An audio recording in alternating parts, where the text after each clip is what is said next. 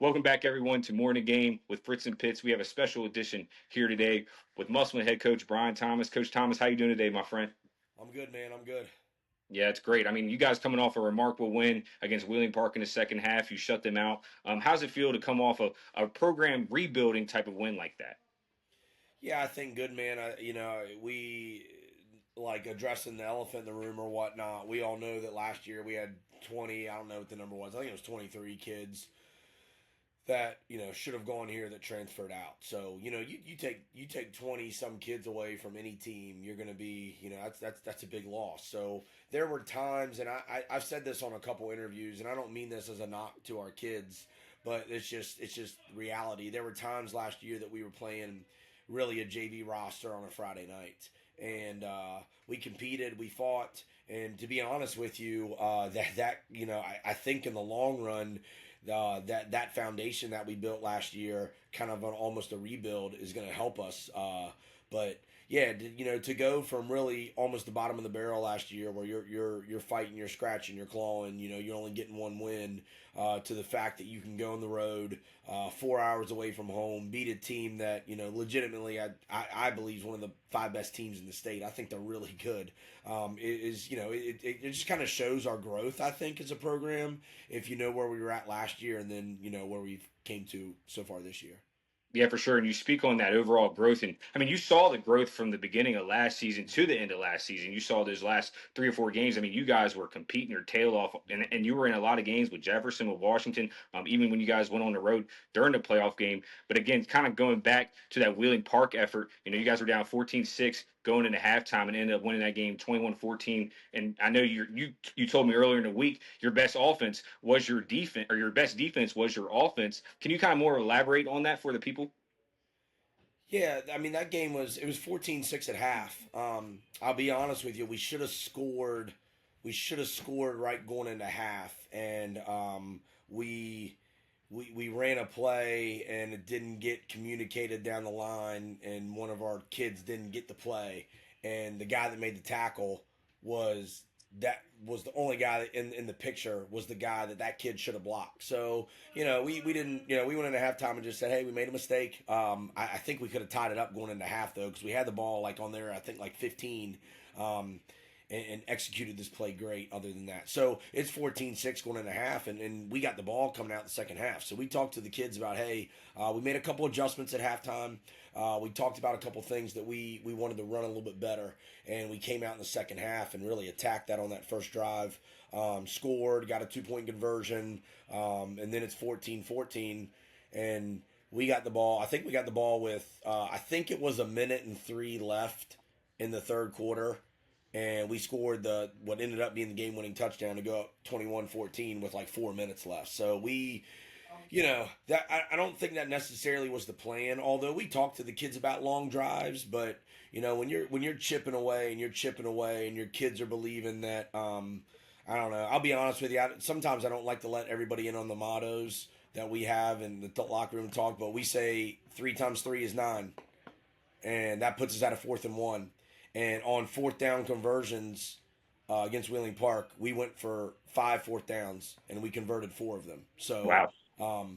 we rep those situations in practice and we rep those scenarios. We've really tried to work on like the football IQ with the kids, and I think in Friday night's game, I think they understood like, hey, it's 3rd and 4, like. This is what we're trying to accomplish. Not every play is going to be an 80-yard touchdown. What position do we want to put ourselves in? So I think our football IQ is going up, which helps us. Yeah, I mean, I think you can see that too. I mean, even I came to a couple of your practices last year, and you really kind of simplify the game. But watching some of the second half of last week, like you said, those long sustained drives, it kind of fits into your your overall scheme. Like you said, 3 times 3 is 9. If you're getting 3 yards a carry, or even like 2.5, 3 yards a carry, that's gonna be a first down on every single drive. So speaking on that, you guys actually had 3 passing touchdowns last week. And you're known for running the ball about 90% of the time. How's that kind of allowed your offense to evolutionize compared to last year, where really you didn't have much options when throwing the ball? I think it's all about the.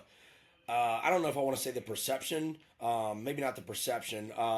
It's all about the efficiency. I think you turn on college football Saturday and watch college football, and everybody's RPO and everybody's running the spread, everybody's slinging it around. Yep. But those teams still run the ball too. There's a lot of teams that they're still running some kind of counter game, some kind of zone read. Something. You look at WVU last weekend against Pitt. It was all about establishing the run just from a spread set. So for us, Musselman doesn't run the ball. Musselman, or don't pass the ball. They don't do that. Well, we run condensed sets, and a lot. We run some spread sets too. We do some very unique things, I think, offensively. We threw 10 passes against Wheeling Park. We completed 8 of them. Wow. So like you want to talk like to us, we talk about the kids about, we can throw the ball 20 times a game, but if you're not efficient in that, then you're wasting your time. So for us, it was, hey, we went 8 out of 10. We were very efficient in the pass game. We kind of took what they gave us, and like you said, we were able to throw for 3 touchdowns. So I don't know. For our kids, it's a lot of that belief of, let's score, let's stop them, let's win. It's all about, for us, it's not all about wins, but that's not what everything's based on. But you play to win the game. We're out Yep. there competing, and that's what we tell the kids. Like, we want to win, man. If we got to throw the ball to win, we'll chuck it a couple times. If we got to grind it out, that's just about scoring more points. It's about winning. Yeah, again, and you speak on that efficiency, and we'll kind of fast forward a little bit up to the Spring Mills game. Actually, and Spring Mills ended up losing to Wheeling Park the week before. So this is a very interesting matchup for you. Obviously, you guys have lost 2 straight in the last 2 seasons to Spring Mills, and over I think their 10-year history, you guys are 8-2 against them. How do you guys build off of last week against a team that played in the state championship last year and also has a number of college athletes, including a Division I player such as Xavier Anderson? What's going to be your game plan, kind of build off of last week against them?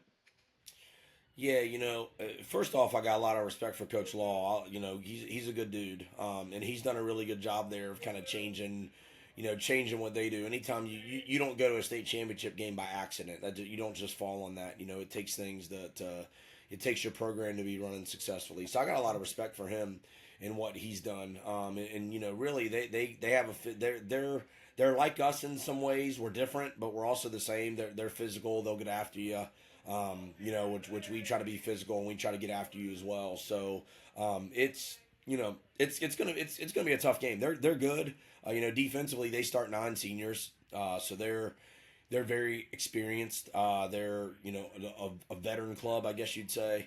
And they got a lot of dudes that really get after it. So we got our hands full in trying to block their front and trying to do stuff successfully.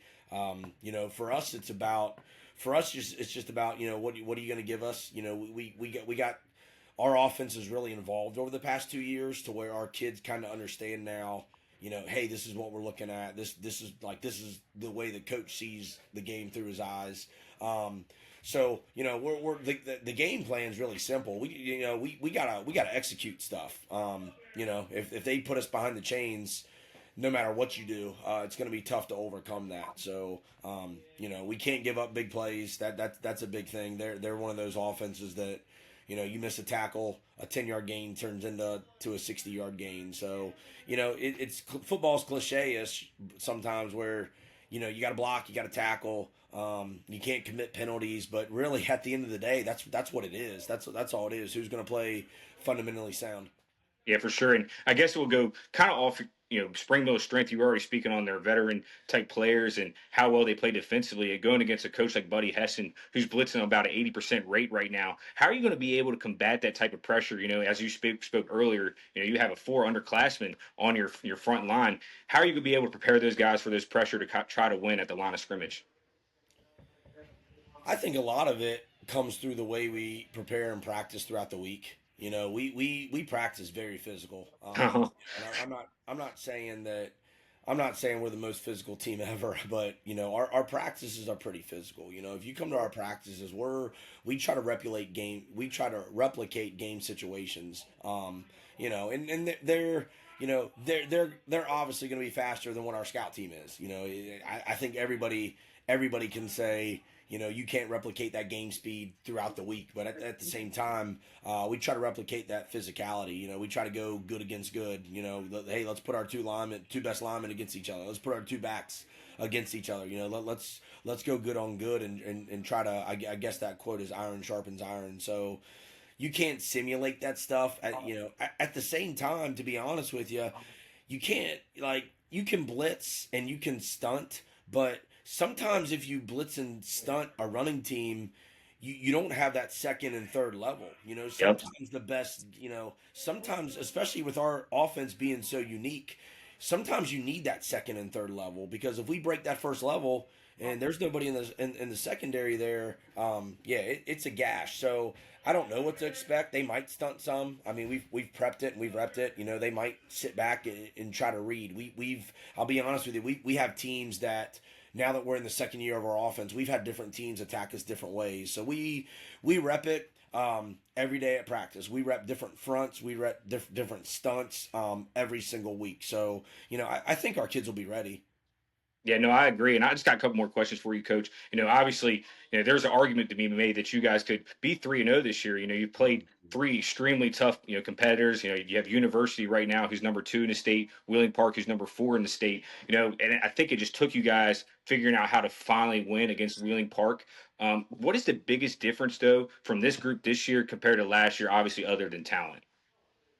Yeah, Bill Parcells had a quote that says, "You are what your record says you are." So unfortunately, we're 1-2. As much as we'd like to be 3-0, but yeah, I mean, that University game, man, it was a two-score game in the fourth quarter, and we had the ball on the 10-yard line, about to punch it in, cut it to a one-score game, and we turned the ball over. It was our sixth turnover of the night. So, and they housed it and returned it to get a 21-point lead. So it was a three-score game.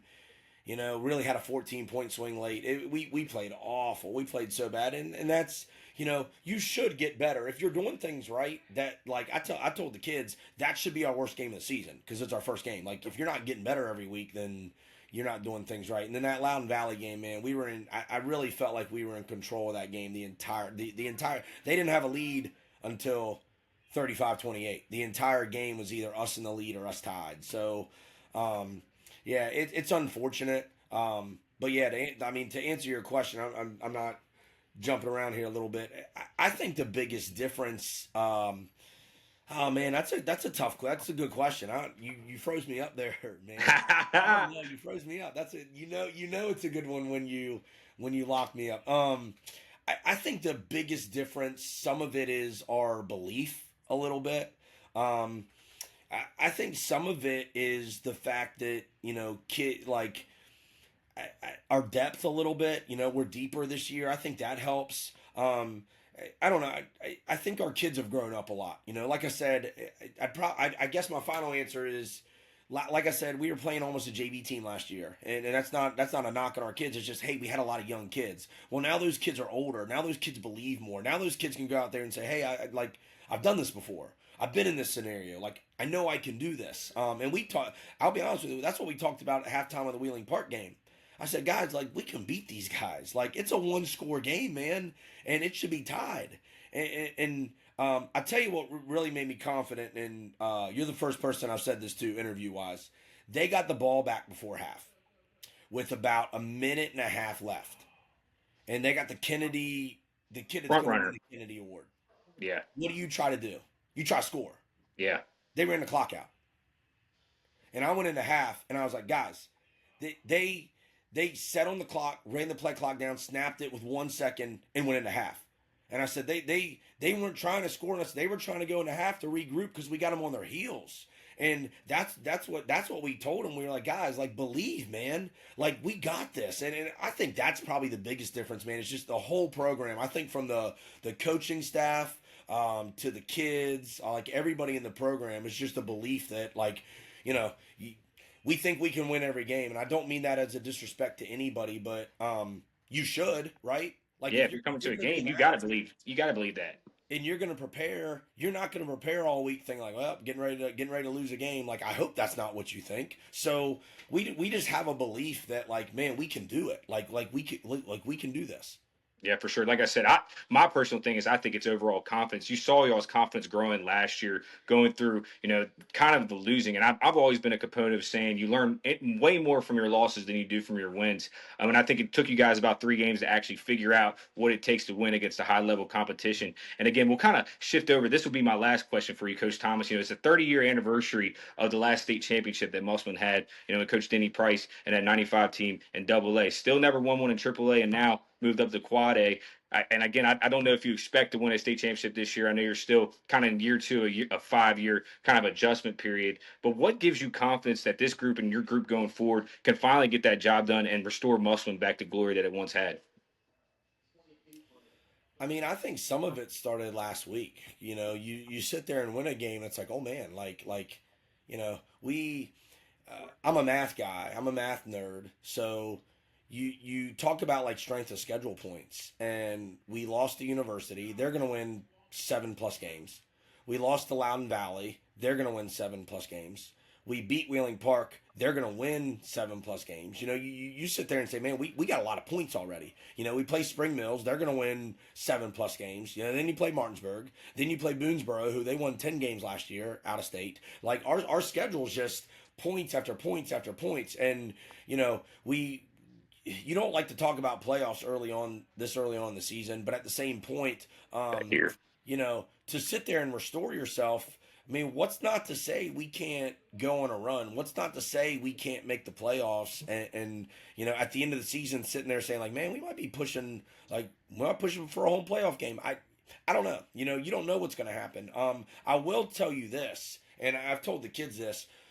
I truly believe here in about a month that you're not going to want to be matched up with us in the playoffs. And hopefully that quote doesn't be bulletin board material for somebody saying like, oh, like I just think, I really think as a team, we're going to get a lot better over the next month. And you've seen the growth already in the past month. I think by the end of the season, with how young we are and how inexperienced we are, we're gonna do nothing but continue to grow. So that's the stuff that kind of gives me confidence to say, hey, like let's get in the playoffs. Playoffs is all about matchups. I sound like Jim Moore right there. And Playoffs, playoffs. it's all about matchups, man. And we were the one year we were number 3 in the state, and we were rolling, and we got matched up Jefferson, with right? Jefferson in the first round. Yep, I And remember that. I'm gonna be honest with you. As a coach, I was like, man, this is the worst matchup because we already beat them by like 4 touchdowns. I knew the kids were gonna be like, oh man, we just played like it's all about matchups, and we've been on the bottom of the bracket where we've had a good matchup, and we hey, it's we can match up with this team. So that's the stuff that gives me confidence is if we continue to grow and we're playing our best football early November and we can get a matchup in the playoffs that's like, hey, I don't know. We can play with this team. Then you never know what can happen. So yeah, I'm excited to see the group that we have grow. Yeah, for sure. And again, Coach, I really appreciate you coming on here. I know you got a meeting here in a couple minutes, so I just want to give you a quick shout out. Always take the time to interview with me, answer any questions. So I appreciate you again. And I want to say good luck to you guys as you play against Spring Mills 8 versus 9. This could be a potential playoff matchup. You never know. Yeah. Right in the backyard. So like I said, I wish you guys luck. And that's Coach Brian Thomas with the Muscle and Appleton. Thank you again, Coach, and you have a great day, man. Yeah. Thanks, Drew. Appreciate it, bud.